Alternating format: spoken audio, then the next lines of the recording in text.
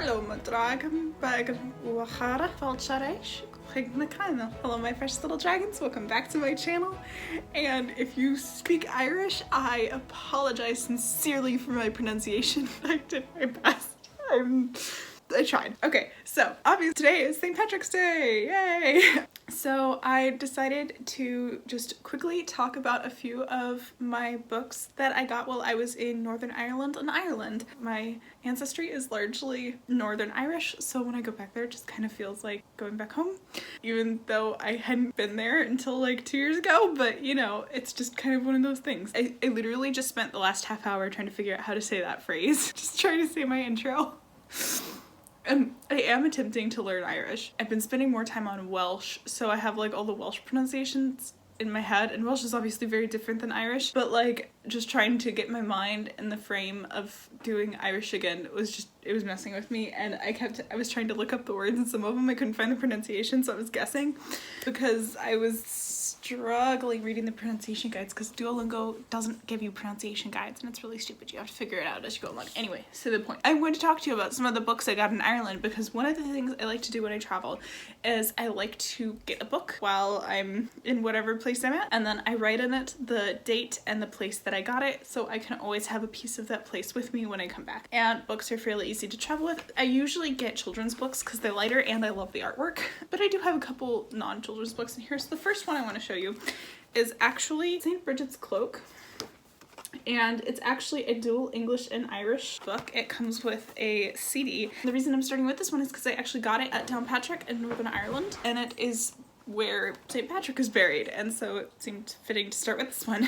So I love the artwork in it. It tells, this one actually has a CD that goes with it, so you can hear it in both English and Irish. And it tells the story of St. Brigid, which actually, interestingly, because I did a project that was about ancient Britain, basically, and so I learned St. Brigid was actually one of the few Druidic goddesses who was so popular she just got fully kind of transferred over once the Christian faith came to Ireland. So anyway, I'm just going to show you the artwork real quick. Sorry, my dog is acting up, but I just think it's quite pretty, and it's cool to have it in both Irish and English, so when I'm practicing I can kind of look up the words and kind of, you know, have an idea of how it goes.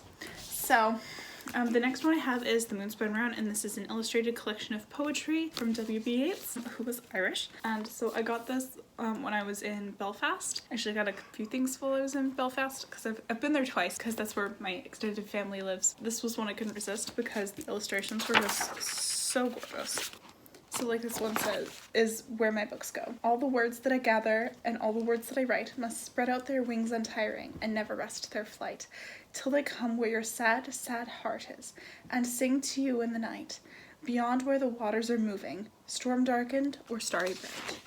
Again, just the artwork, I could not resist. Literally could not resist. I was like trying to narrow it down to one book and I didn't. So the next one I got, I believe I got this one in Dublin. Let me double check. Yeah, so bought in Dublin.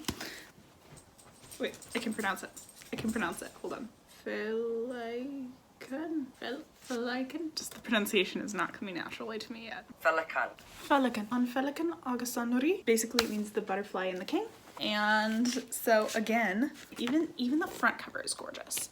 Can we not? So this one is entirely in Irish, which I did on purpose. Because if I can get a book in the native language, I do, even if I do not speak the language yet. Anyway, gorgeous artwork. I'm mostly just talking about the artwork in these because I haven't really read all of these, especially the ones that are in Irish. Again, can we just? I want this on a print on my. So pretty. I will not be reading this entire thing for a while. However, I can basically get the story kind of from the pictures, and I can't wait until the day that I can read it fully. Next is another book I got in Dublin. I couldn't resist, as you can tell. So this one is just a cozy mystery. It is called Fell Murder, and it is by E.C.R. Lorac. So this was first published in 1944. It is a tightly paced mystery. with depictions of its breathtaking locales and Second World War setting. And this edition also includes an E.C.R. Lorac short story, The Live Wire. So this is one I have not read yet. Ooh, there's something in here. What is this? Oh, I have a loyalty card for Hodges Vegas, which is the bookstore where I got it. I did not know this was in here. I don't think I'll be back there often enough to use the loyalty card, but hey, I have it. Yeah, anyway, so this was just a cozy mystery because I always want more cozy mysteries. Doesn't have anything in particular to do with Ireland, but that's where I got it, so that's also why I'm talking about it. That's the only one that doesn't have anything in particular to do with Ireland. This one is Through Her Eyes, which is a new history of Ireland in 21 women. Shocking, that's a book I bought in Dublin. I thought it would be really cool to have a nonfiction book that talks about Ireland's history through some of its most famous women. Some of the women in here are Máire, the Celtic horse goddess of Ulster, St. Dalin, an early Irish saint and miracle worker, Joe Heffernan, painter and muse to the artists Whistler and Courbet, Jenny Hodgers, a woman who fought as a male soldier in the American Civil War, Concepta Lynch, businesswoman, Dominican sister, and painter of the unique Celtic shrine, the Overend Sisters, farmers, charity workers, and motoring enthusiast, and Rosemary Gibb, athlete, social worker, clown, and accomplished magician. So this goes from a Stone Age farmer who lived in County Clare more than 5,000 years ago to a biotechnologist who founded a 3D printing company for human tissue.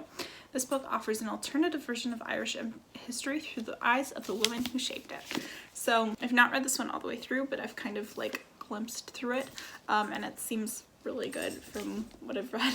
Is another book that I got in Belfast, and I got this in C.S. Lewis Square because C.S. Lewis was born in Belfast, and so they have a whole little square dedicated to him, and there's like a path that goes along that has statues of some of the characters from Chronicles of Narnia, but as I already own the Chronicles of Narnia, what I actually got was the 75th anniversary edition of C.S. Lewis's Space Trilogy, which I have not read yet, but I have the whole thing. So the Space Trilogy includes Out of the Silent Planet, Perelandra, and That Hideous Strength. So I'm still sort of getting into science fiction. I don't love it nearly as much as fantasy. I don't know if I ever will, but I wanted to, again, have something to kind of remember the trip to C.S. Lewis Square, other than obviously like the 1,000,002 pictures that I took. And I've been trying to sort of get into sci-fi, and so I thought I might try classic. Yeah. So those are my 6 books that I bought in Northern Ireland and Ireland, and I hope I can go back one day because it's sort of my happy place. I especially love visiting Belfast and Donegal. I mean, I do love Ireland as well, but since my family's in Northern Ireland, there's just something really special about going to Northern Ireland. And I also love going to Grey Abbey because that's where my family's tombstone is. So here, I'll insert a picture at the Abbey. Yeah, so I just wanted to kind of take this little video to celebrate a place that I love. I just had a lot of fun with this. I hope you have an amazing day today. Thank you so much for joining me. I hope you have a lovely St. Patrick's Day and don't get pinched. I love you all so much. Slán leat.